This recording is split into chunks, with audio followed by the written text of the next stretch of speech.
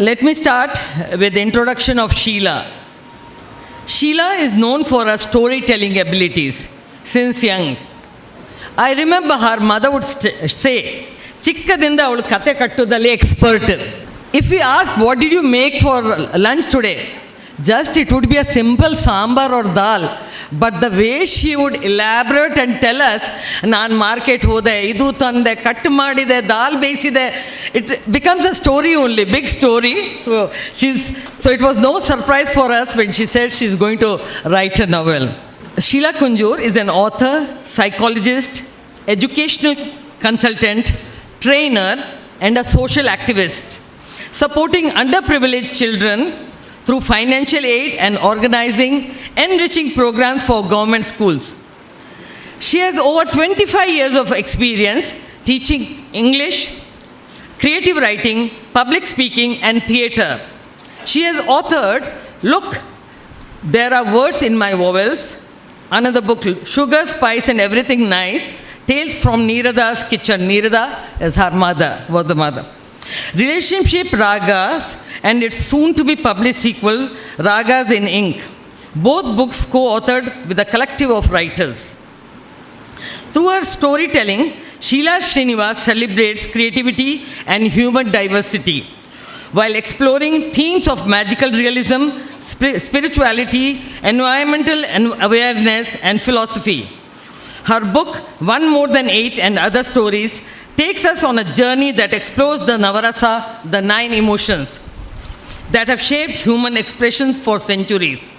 Each story in this collection is a mirror that reflects not just emotions, but the way they shape our lives, our relationships, and our understanding of the world. In bringing these rasas into contemporary storytelling, Sheila Srinivas has offered us a fresh, vibrant, and thought-provoking look at being human.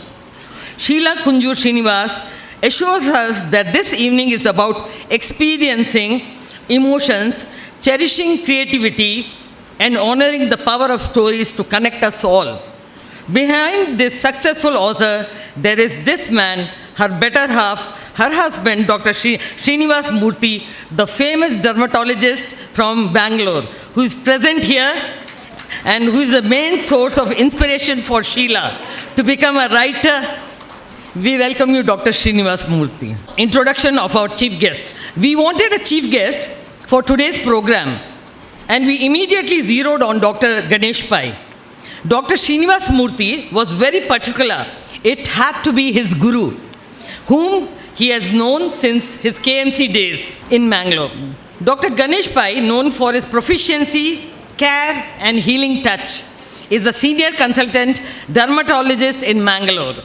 Dr. Pai, Medical Director of Derma Care, Skin and Cosmetology Center, is a pioneer in laser philanthropist and recipient of the prestigious Professor Khandari Award.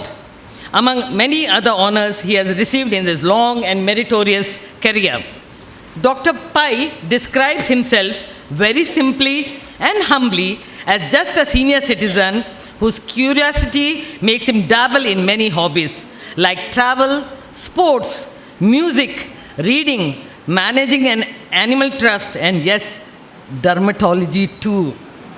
He is also the author of 3 engaging books, No Moorings, The Accidental Dermatologist, and The Hamster Wheels of Practice. It's my pleasure to introduce the chief guest of the day, known for his wit, humor, and his joyful personality, Dr. Ganesh Pai, and his charming wife, Lata Pai.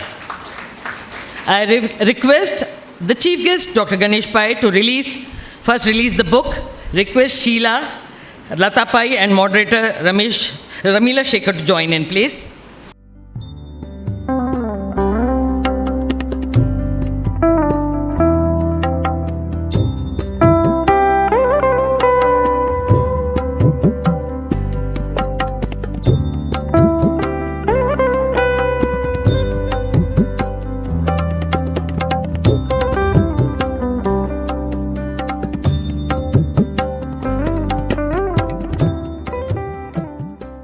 The chief guest, Dr. Ganesh Pai, to address the gathering. Srinivas and Sheila for having invited me this evening to be the chief guest. It's been 37 years since I have known Srinivas Murthy, and a lot of this book has very handsome actors. If you look at some of the people in the stories, they're extremely handsome.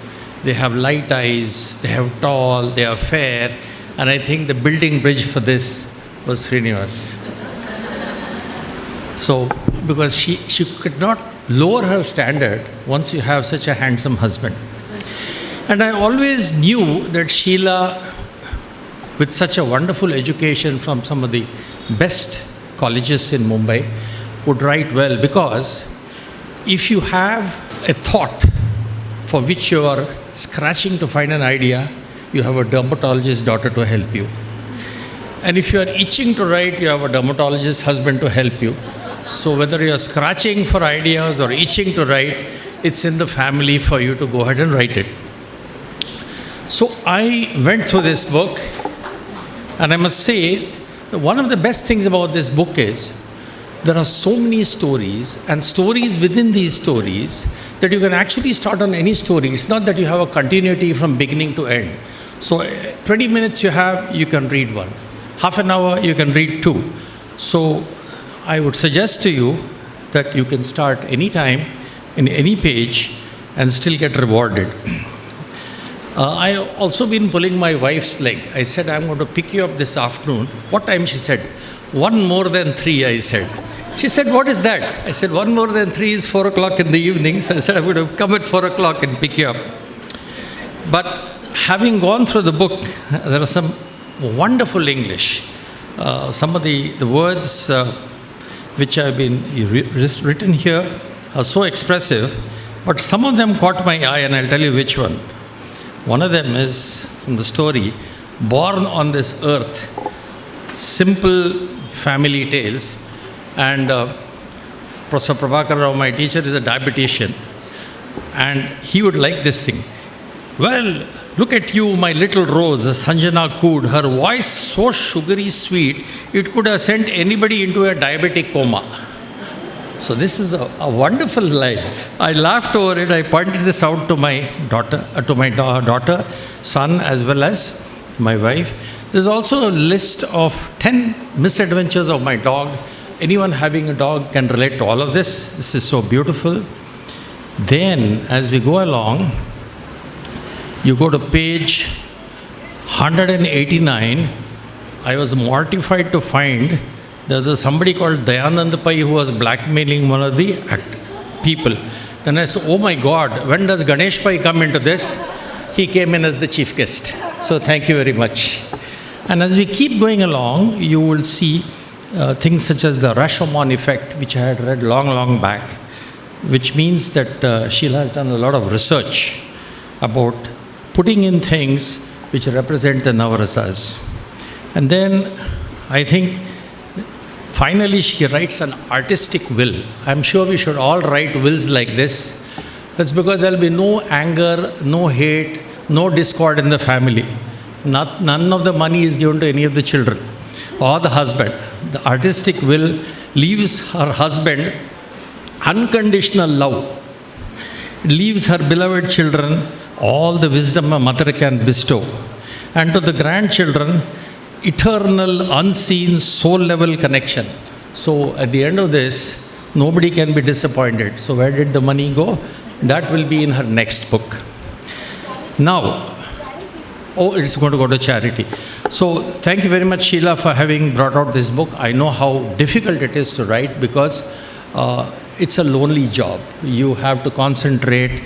You need to have spare time. And I'm sure that once your daughters got married, you had more time to write this. And also, you need to have a patient spouse. I'm sure that when I wrote my 3 books, between 9 p.m. and 11 p.m., there was so much of silence, and my wife has put up with that. I'm sure Murthy has also done that, because writers go into a trance. When they begin to write, they're in another world, and they would prefer not to be disturbed. So Sheila has done a lot. If you read through this, she's been a passionate advocate for education, social equality, charity, looking after, supporting underprivileged children, for which please give her a very big hand. And then finally, to conclude, I'd say every character, everything written in this book is like the 7 colors of the rainbow. So vivid, so lively. 7 plus 2, so 7 colors of the rainbow. 8th is Sheila's writing, which is so precise. And then finally, the 9th is the Navarasa. Thank you very much. Well, Doctor was his humorous and jovial self. Nice message also he gave. Thank you, Doctor. I request Sheila to present him with a memento, please. A moderator for the program. And who better than this person who is a mental health professional, as this book too deals with human emotions. Dr. Rameela Shankar, the moderator for this evening, has had her early education in Mangalore and then went on to pursue her studies at NIMHANS, Bangalore. Served as a professor, HOD and Dean, PG Department of Roshni Nilaya for 34 years. Currently, she is the director and practicing as a mental health professional at Manashanti Counseling Training and Research Center, Mangalore, which she initiated. She has conducted more than 2,700 programs for students, parents, teachers, and members of various government and corporate sectors on family life. Yes, she does need an applause. Family relationships, child and youth mental health, healthy personality, stress management, substance use and its effect, prevention of sexual harassment in different parts of Karnataka and South India. She was conferred the Best Educationist Award by the Global Society of Health for Health and Educational Growth, New Delhi. She has presented many research papers in national and international conferences. She was involved in research with University of Cornell, USA, and also a research on internet addiction with Flinders University, Australia, and has been invited to give lectures to students in Norway, in Belgium, and in many more places. The list goes on and on and on. So she's in the panel for mental health in Karnataka Bank, Post Office, and many other institutions. She's in high demand, an extremely busy person. Because she's a close family friend of ours, she consented for the moderation. It is our proud privilege to have Dr. Rameela Shankar as the moderator. Now, I think this session will be over to the moderator and the author. But before that, I think first we'll hear the writer's perspective, and then over to you both. My job is done. Thank you. Everybody, thank you very, very much for giving us your valuable time. First of all, the dancers had another program, so they've told my whole story. I thought I had no work left. After seeing the brilliant dance that they performed, as they say, words are not enough. The dance showed it all. So we are going to try to make it as roller coaster and interesting, but it's going to be a really tough job.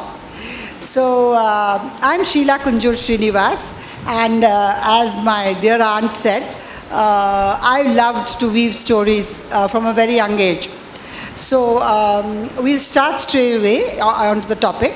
I just thought I'll read a little bit because most people skip the introduction, and when I read the introduction, the book makes a little bit, there's a little bit of clarity in it. So emotions are the vivid hues that paint our stories with depth and meaning in the mosaic of our lives. They play a significant role in how our stories unfold. Nothing happens in a vacuum. This book, which took 10 years to evolve, is a tribute to the role of emotions in shaping our experiences. I started writing my tales and poems as ideas occurred to me, either through memories, my own and others, or from a spark that ran through my dreams. Few were inspired by the prompts given to us as part of the Writers' Collective. Navarasa, the 9 emotions, have always fascinated me. Our ability to express emotions through our feelings, facial expressions, and behavior is uniquely human. For many years, I've dreamt of writing stories based on the 9 emotions in Indian dance and drama. When I considered how to combine so many topics under one heading, I realized that each story naturally gravitated towards a dominant emotion, becoming its guiding thread. It was a joyous aha moment when I achieved my dream of synchronizing each story with a relevant emotion or rasa. These stories don't follow a strict pattern, as Dr. Ganesh Pai said. Some delve into life's big questions, while others offer escapism through fiction. You'll find a mix of philosophy, personal anecdotes, and even a touch of magic in my narratives. I weave threads of fantasy into the depiction of everyday life. My protagonists are ordinary people whose lives get entwined with the extraordinary. Through their experiences, I aim to explore the nature of reality and help readers gain insight into society and human behavior. As you flip through the pages, I hope you enjoy reading these stories as much as I enjoyed writing them. May they resonate with your feelings and thoughts, offering insights that stay with you long after you finish the last page. Thank you, Sheila, for that introduction. Good evening, ladies and gentlemen. Thank you, Malika, for that beautiful introduction. And the dance troupe really gave us a glimpse of the beautiful Navarasas, which I could see that every one of us enjoyed.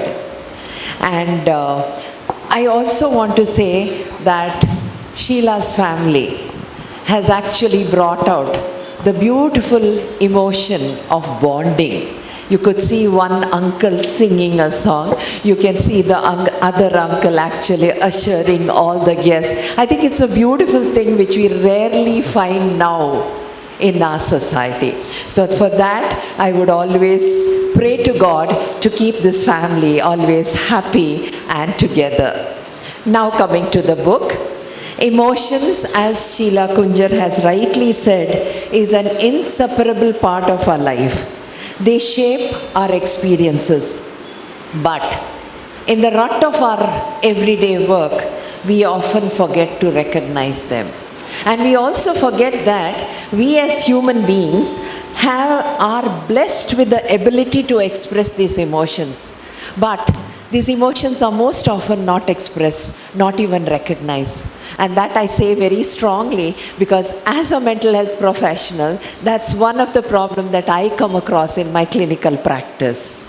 So, and here I think Sheila has beautifully brought in the philosophy with lived experiences, prompting all of us when we are reading to pause, to reflect, and often revisit certain parts. You won't believe. After I got the book, I had promised her that I will finish it within a week, but I did not because I had to go back to some parts and I don't know whether it's an awe expression or it's a question mark expression saying, where am I? What is happening? And I had to go back and again read it to find out what actually was happening. So, but what intrigued me a lot was the title, One More Than Eight.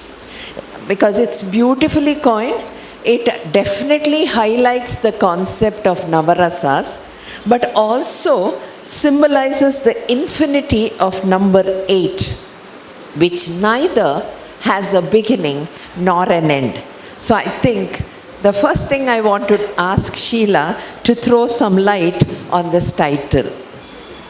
Yeah, that question has often been asked, what sort of title is this? So when I was searching for a title, actually the title came to me more than invented by me. It came first, One More Than Eight. I was trying different titles and wondering what would be appropriate. I first thought real and unreal, because many of the tales which seem real are actually unreal, and what seems very unreal actually are real. So there was this thing, but it had already been taken. And after I decided on the title, I started getting information from, literally the universe, telling me a lot of details which I hadn't actually, realized. One, as she said, is the infinite and the infinite God.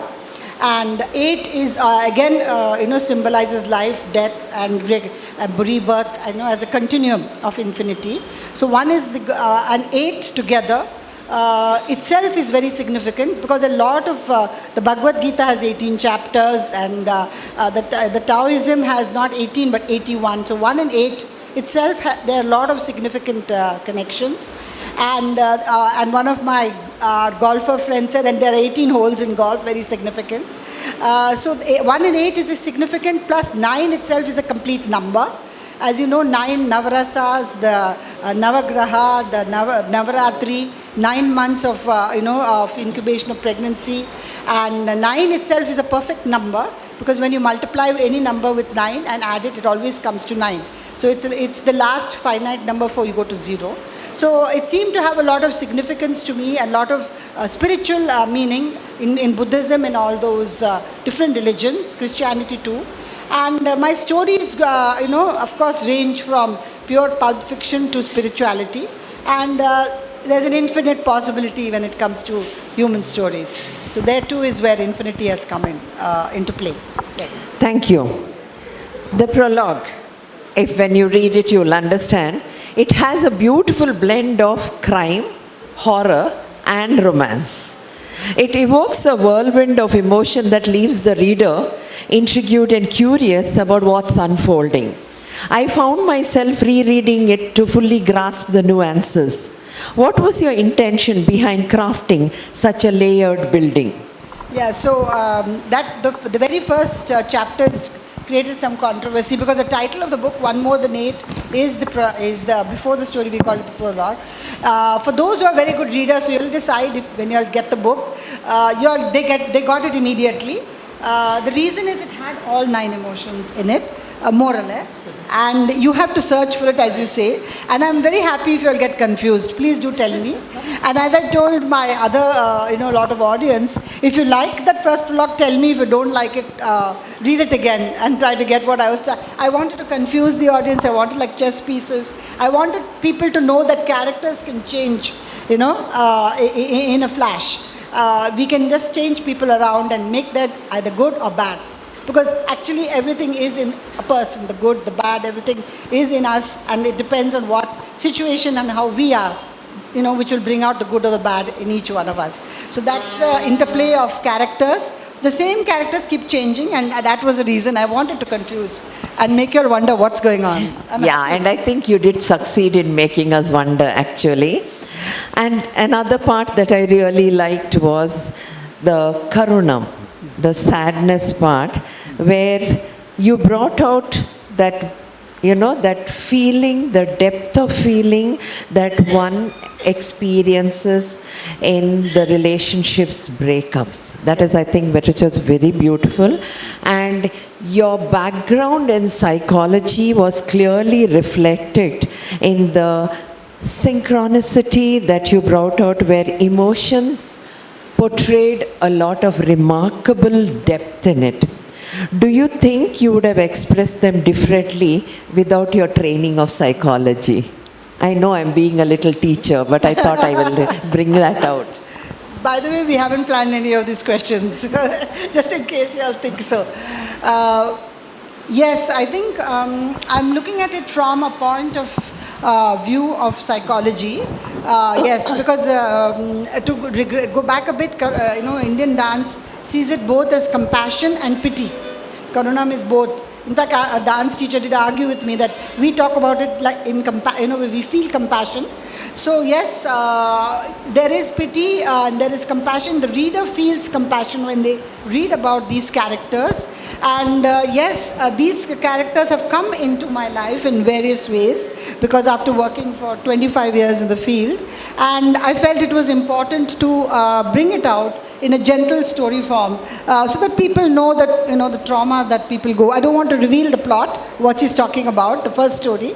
Yes, psychology helped me a lot in writing this, the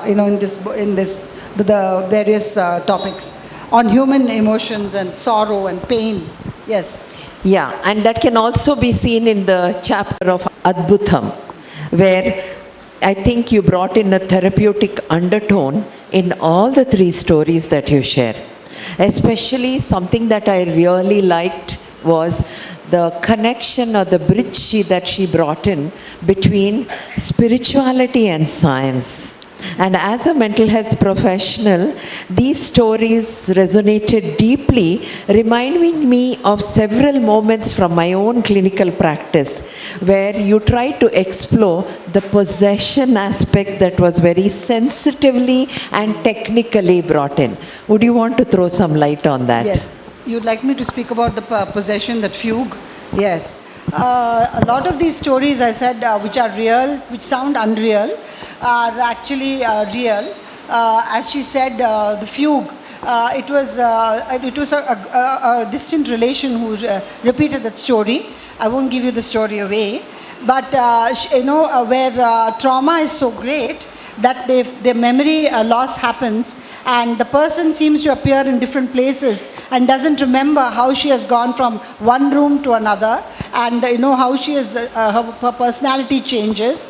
Now in the village they would do all kinds of pujas and think that it's exorcism and there's some problem with her, but actually, as she says, it's very common thing in psychology and psychiatry that they so traumatize the brain that they forget where they are, who they are, how they try to escape either through multiple personalities or through disappearing into safe places. It's the way the brain deals with trauma. But I didn't want it to be, I wanted to be like a story, a fiction. So I brought in little elements and tried to make people understand that, it's not, exorcism is not needed for these people. They need actually psychological help. So yes, it was my small way of bringing in this, very, very common in Indian women especially. Absolutely. I think every one of us can relate to it because sometime we would have heard of these stories. I just want to also pause a little bit here and ask the audience, when we are talking about some emotion, when we are talking about something, if you all have any questions or any queries, you can definitely put up your hands and we will, I'm sure, Sheila will answer that for you. Okay? So anyway, you can stop us and you can definitely come in. We are just taking this, the communication on. That's all. We're taking the conversation on, but you can definitely come in between. Another thing that also highlighted is when Malika introduced Sheila, she also mentioned about she being a social activist. And if you heard her introduction, she has worked with children. She has worked with children from the government schools. She has taught them the creative thinking skill, which is now so much lost in our children because there's so much of rote memory that is there. So that I think she has brought in. And that book about the vowels, what was the title? Yeah, look, there are words in my vowels. There are words in my vowels. I think that was something that is beautifully, and I could see that in one of the chapters where she brought in the social activism was brought out when she talked about the menstruation cycle in women.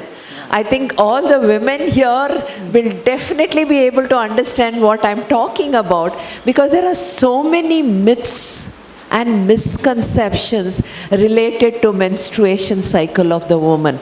The woman is not allowed to touch some things, the woman is not allowed to come inside some rooms, and she brought it. And so that was beautifully brought out. And the anger in the woman, that feeling of why sometimes, a woman also starts feeling, why am I like this? Am I really, unclean? That feeling was brought out so beautifully. Another thing that we struck up, those of you all who have seen, very recently we have all seen this movie, Sue from So.